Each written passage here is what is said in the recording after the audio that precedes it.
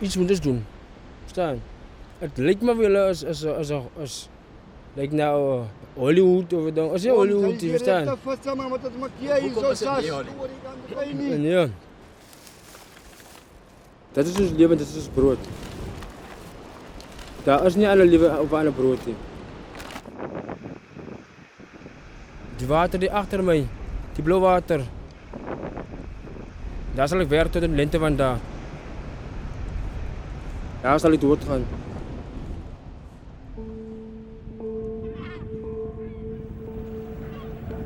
Lobster, fish. It was the food of the poor people. Nowadays, sometimes we have to steal our own food.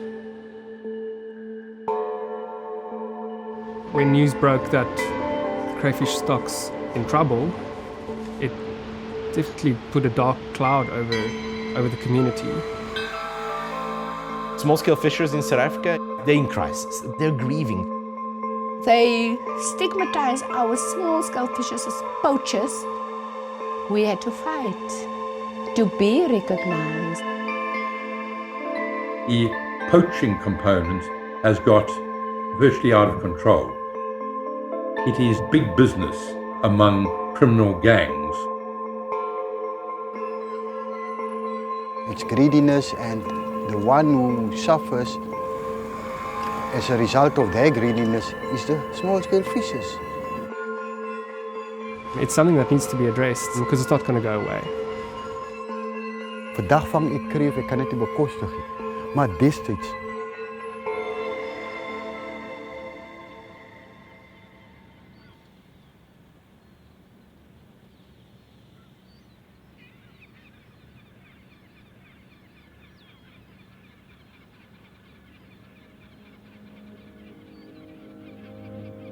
In our harbour, there was one big factory. It was the fish meal factory. For us, it's old memories, you know. That's where our fathers, our grandfathers, our grandmothers have worked. One thing about that factory, it was so smelly. And some of the tourists have complained about the smell. You know, but the locals, the smell, they've informed us and have told us, you know, about life in the harbour. For example, when the smell wakes us up, we know there's fish in our community.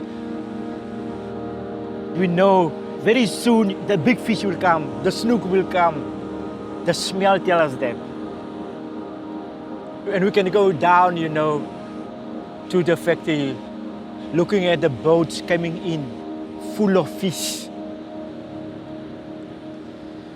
But unfortunately, it have closed down, you know. For many reasons, it have closed down.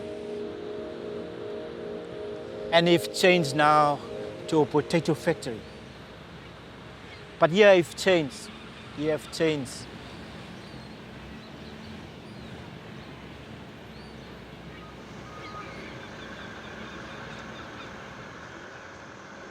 You know, one thing of these coastal villages, there was food everywhere. We never go hungry. For some kids, there was, you know, this beautiful cars and the trains to play with. How we play with rock lobster.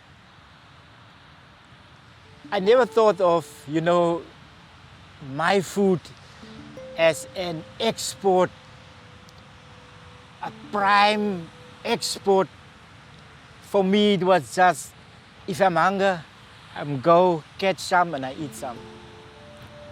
That was life. I miss that life. I miss that life.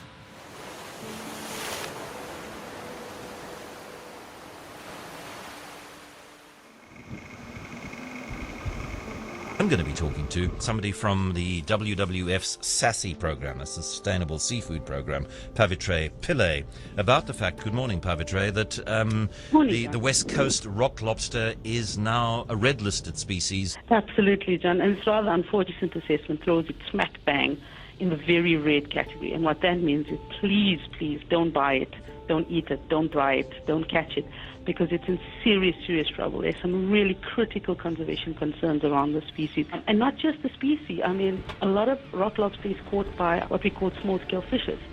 So their livelihoods are also in trouble. It's like someone who have no identity. Being a small-scale fisher, living in a shack, can't prove income. It's a hard life. These fishing communities are in dire straits. They're grieving because their fishery is in serious decline. They're grieving because of all the social ills connected to this. But the fishery is part of who they are. I was born 1966 in July in Lambert's Bay. I'm a third-generation fisher. The only income was in December, November, lobster season, high-value species. Only for those who own the quotas, not for my father, but okay, that was the only time when there was actually a steady income in the house. I can see that my family was struggling. I asked him, can't I go with you, Dad? It's really what you want to do? I said, yes, I want to go out there. I want to do something for the family. And so my dad said, okay, you can come on board. It was so a nice feeling out there. The blue ocean surrounded me and I became a fisherman. The salt waters were in my veins and I fell in love with the ocean.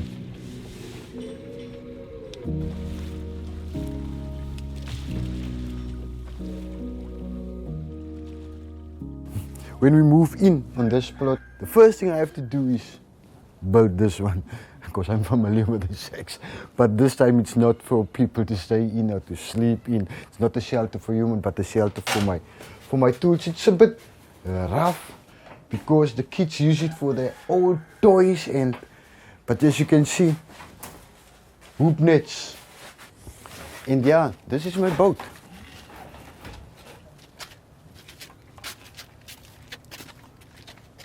This is my boat,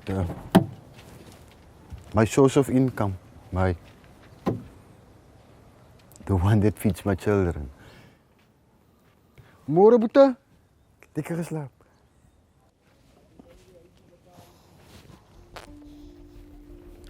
For Lambert's Bay as a whole, most of the fishers rely on the lobster. Because this fishery is so connected to the livelihoods of these fishers and a fishing community that can definitely be considered as poor and marginalized, closing the fishery is not an option.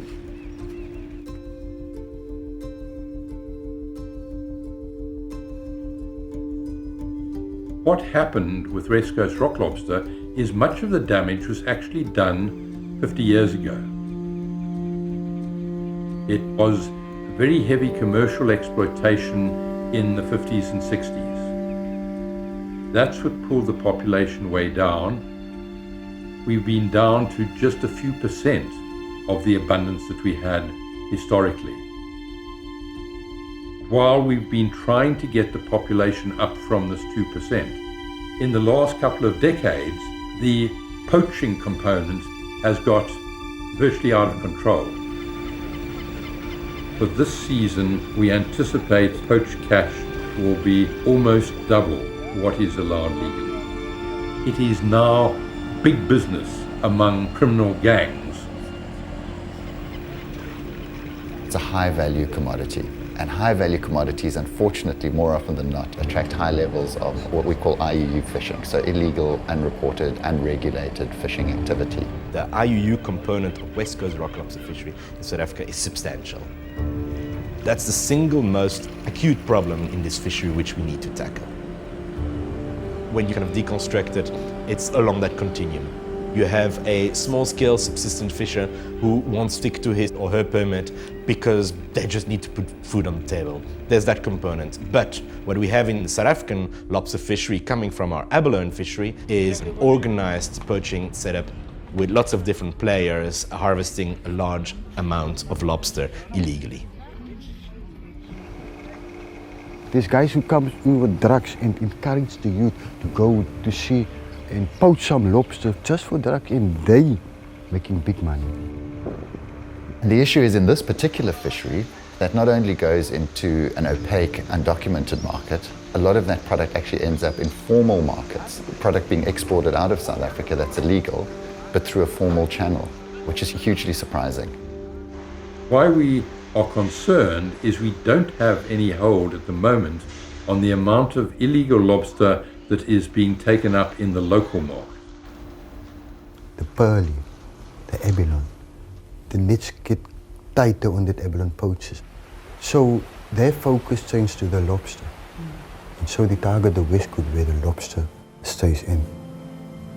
That's where all the things go wrong. They kept our fishes in captivity. Small-scale fishers in South Africa who sell their resource are often linked to the wrong market incentives in the sense that they are price takers, they don't have negotiating power at the harbour. The difficulty for small-scale fishers is that they really are trapped in a cycle that they can't break out of, where potentially there's huge amounts of market manipulation through the structures that have been set up, whose incentives are very different to those who are looking to rebuild a stock. We call it the marketers come in. They will come pre-season. They know that at that time, nothing concrete happens in this fishing village. And the fishermen sits on their stoops, wondering when the sea will be getting better, hoping for fish to bite. And so that marketer come and said, here's some money. Here's an advance on your lobster permit. There's a 2,000 rand and you need it. There's nothing going on in your house. And you sign off. You sign off your lobster allocation for the season. Jy begin met 'n agterstand. As die seisoen begin, dan is hier iets in die skuld.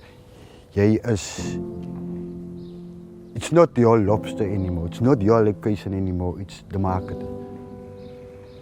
Marketers seen the opportunity to make a lot of money out of the fishermen and left you with the crumbs. They keep fishes in that vicious circle of poverty, and that's our main challenge.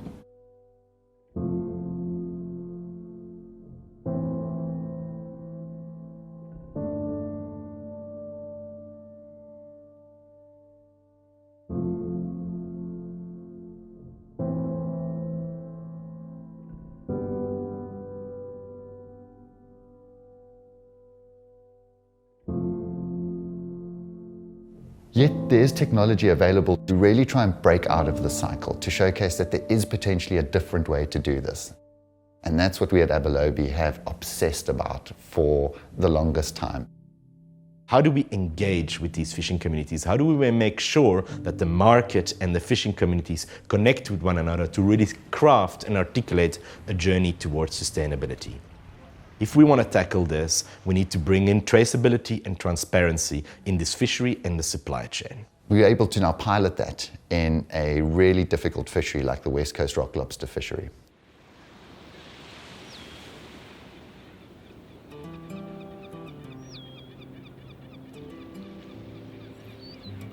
August 2015, we launched a program, Abalobi. Abalobi is die koers voor vissen. Skielik het ek gevoel daar is nou hoop vir die vissers. Daar's nou 'n stem vir die vissers want ek het iets om op te staan, ek het data. If there are a group of willing fishers who want to try and break out of that cycle, we can actually put tools in their hands to enable that. They're simple technologies, but they're integrated and interconnected. So you can actually trace the lobster from where it was caught all the way across the supply chain.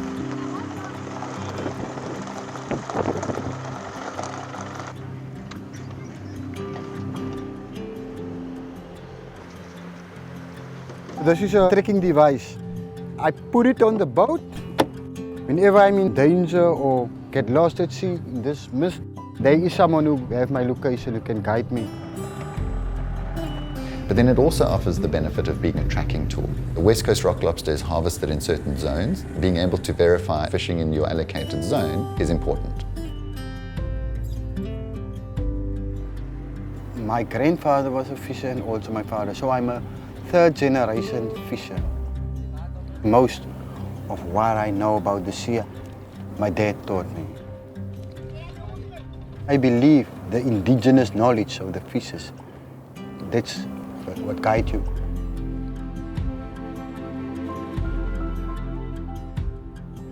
Then for a lobster to grow to an adult, it's a lot of years. For my experience, it's 21 years for a small lobster to grow. Okay, size. Put it in the... First and foremost, no matter if it's size or not, it's bearing eggs. The shell has to produce a lot of smaller lobsters, so it's best to put her back into the water. The non-fishers, it doesn't really depend on the seafaring income. They come and destroy the oceans. It's greediness, and the one who suffers as a result of their greediness is the small-scale fishers who make a living out of the sea, who earn their money out of the sea, and to feed the children out of the sea.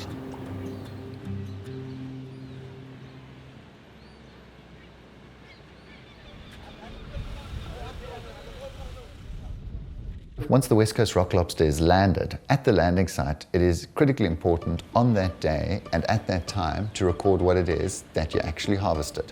I'm going to the app Abalobi Fisher, then I will record my catch. How many lobster as well as the weight.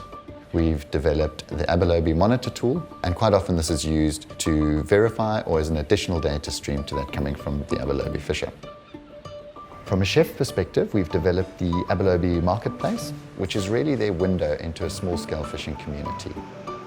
The full traceability that we're able to have with the Abalobi app and through the marketplace app is incredible. I mean, never before have you actually been able to trace the fish back to its true origin. After the weighing of the fish, we're packing the fish. We close the box.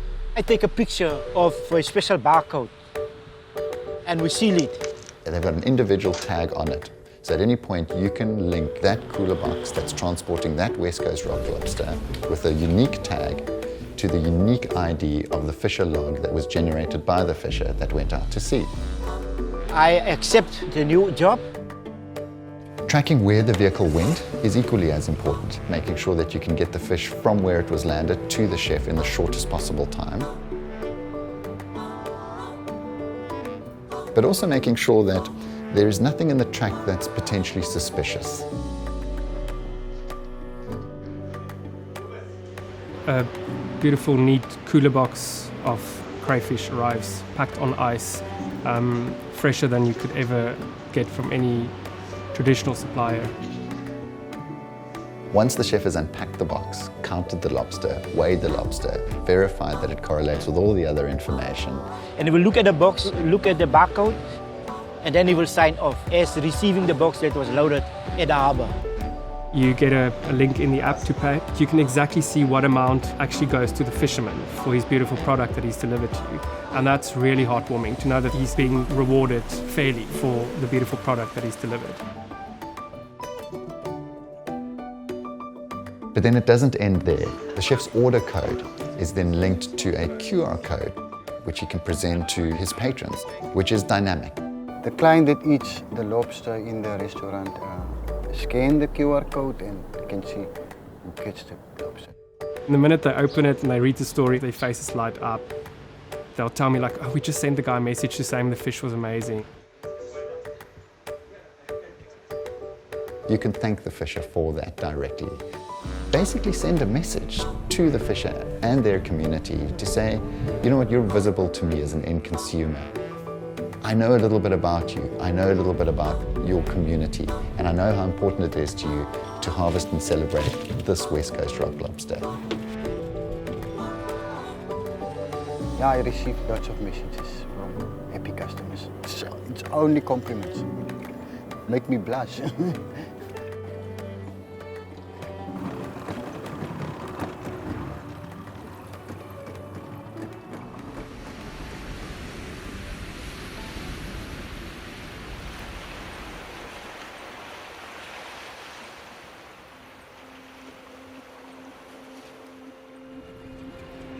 If we think about sustainability in South Africa as consumers, we often think, we can already choose sustainability. But overall, especially in terms of fisheries, we're not there yet. We need to look at the carbon footprint in the supply chain. We need to look at the kind of the ecosystem effect of the fishery. We need to look at the socio-economic dimension of the fishery and the supply chain. And so what we're trying to achieve by working with fishers using platforms like Abalobi is kind of really navigate towards sustainability, from traceability to market empowerment, collecting data to develop fisheries improvement program, and slowly but surely kind of really crafting what sustainability looks like, with the hope to build a movement of fishing communities kind of really putting their foot on the ground and kind of taking their step into rebuilding this fishery, into rebuilding their communities.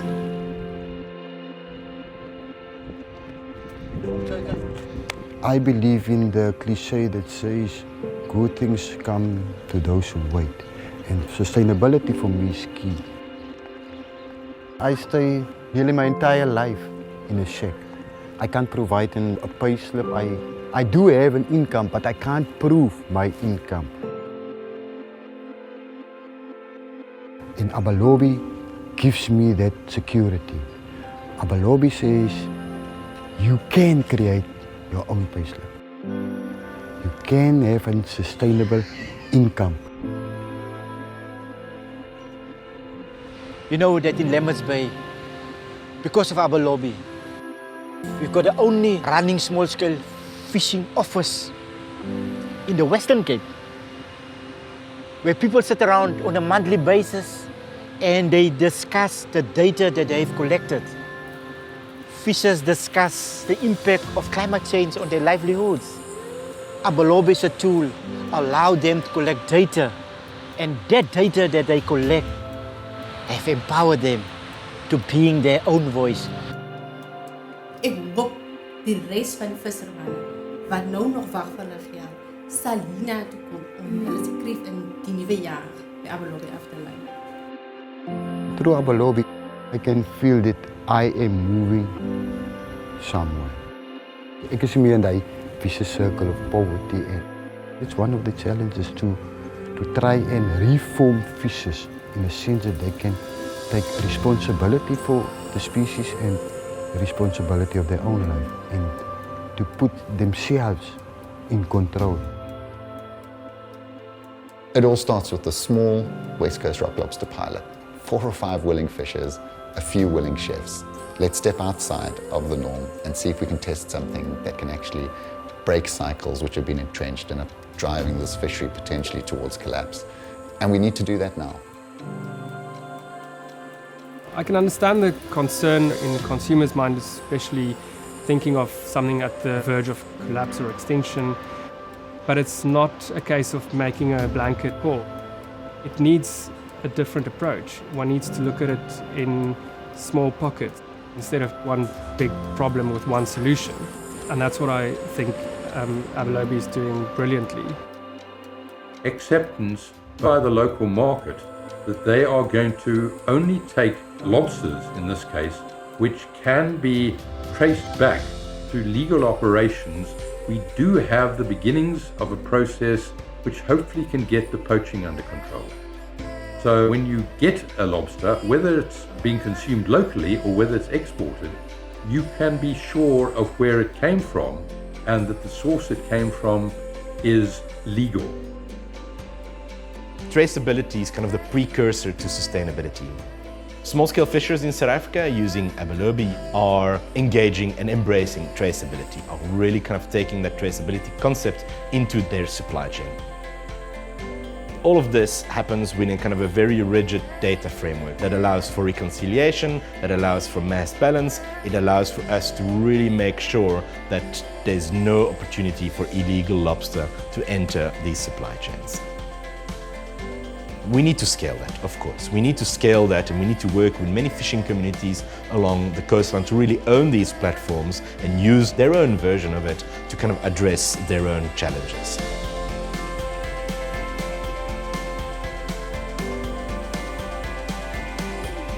My hope is that the courage that fishers like David and other fishermen and women have in terms of sort of taking a first step and kind of showing the world really how they are the stewards of our resources, that really takes. That takes with the public, that takes with other stakeholders, because I think that's our starting point. How do we legitimize fisheries management? How do we legitimize fishery rebuilding planets by working with champions like David?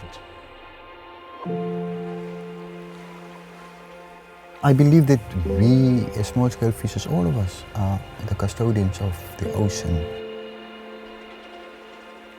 My hope is for every fisher to become a responsible fisher, to take ownership of the ocean and the species in the ocean for the next generation.